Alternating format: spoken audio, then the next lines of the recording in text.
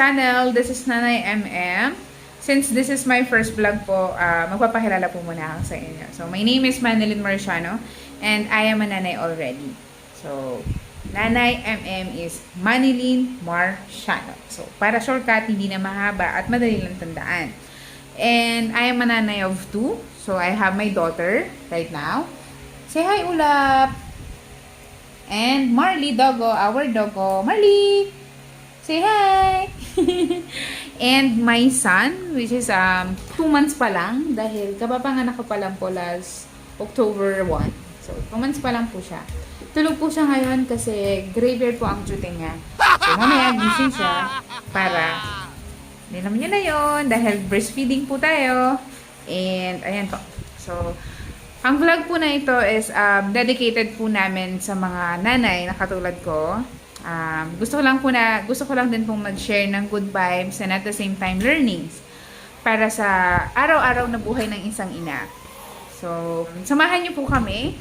So, ang aming first vlog is mag-unbox po tayo ng Study Table and Chair.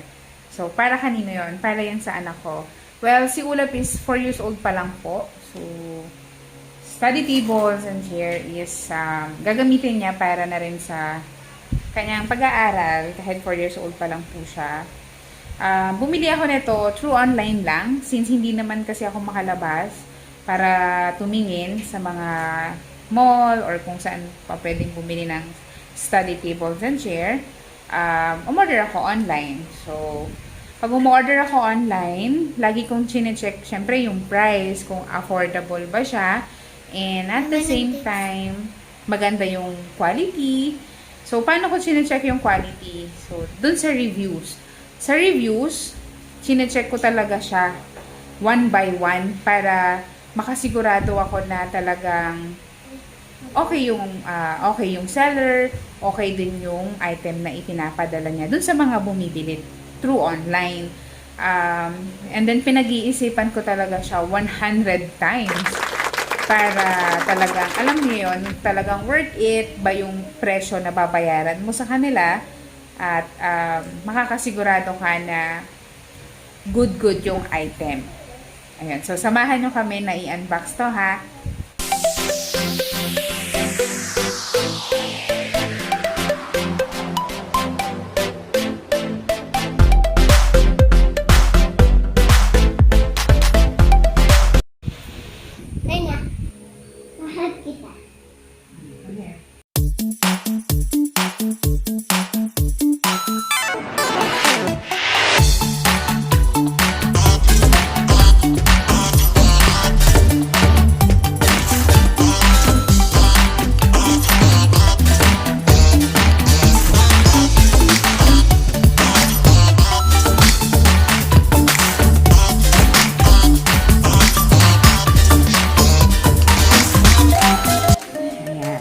Natapos rin namin. Ang tagal niya pala yung setup. So, ito ay minimalist chair. So, ito siya. So, clear yung kinuha ko para bumagay siya sa kahit na anong ayos ng kwarto or ayos ng sala. Saka dun sa table din niya. So, mas madali kasi siyang, alam mo yun, lagyan ng RT. So, ayun, tapos na tayo sa chair. So, ang next naman natin is yung study table. So, sabahan niyo ako ulit.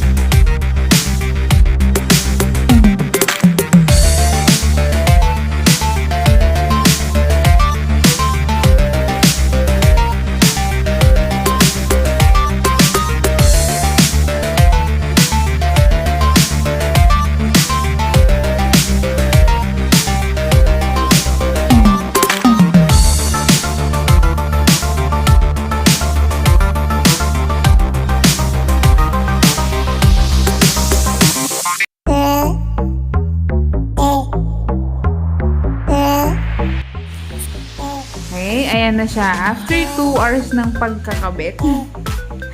Sobrang hirap niya ikabit. Ayan na siya. Yung drawer. Maliit siyang drawer. Ayan. Patungan. Ito. Office table, computer table, study table. Ayan. Pwede siyang magamit dyan. Hello! So, andito na tayo sa last part ng ating vlog for today. So, after natin mag-unbox ng study table at ng minimalist chair, medyo na-haggard ang nanay nyo. Nakita nyo naman yung kilay ko kanina, medyo may second floor. Ngayon, first floor na lang yung kilay ko. Sa pag-assemble ng study table, inabot ako ng 2 hours. 2 hours? Oh, mga nasa 2 hours yun. Medyo nalito kasi ako dun sa sa instruction nila, dun sa papel. Dun sa mga magtatanong kung saan ko siya binili. So, yun nga, online. It's from Lazada. Lazada? So, Lazada lang namin siya binili. So, kung magkano siya, around 3,800. Kasama na po dun yung shipping fee. So, hindi ko na matandaan kung magkano yung exact amount mismo ng item. So, check nyo na lang din. Search nyo lang siya. Kusang lalabas naman na po lahat ng mga online seller na merong tindang ganito. So, check nyo na lang din yung mga reviews, tsaka yung mga pictures to make sure na maayos talaga yung seller at hindi tayo magka-problema para hindi hassle both sides. So, don't forget to like, share, and comment. So, comment para dun sa mga gustong magtanong and kung meron kayong suggestion na gustong gawin natin for the next vlog. And syempre, don't forget to subscribe para maging updated tayo sa next vlog. And pati na rin po yung notification bell button. So, thank you. Stay safe everyone. Mga Marikoy, Parikoy. Bye-bye.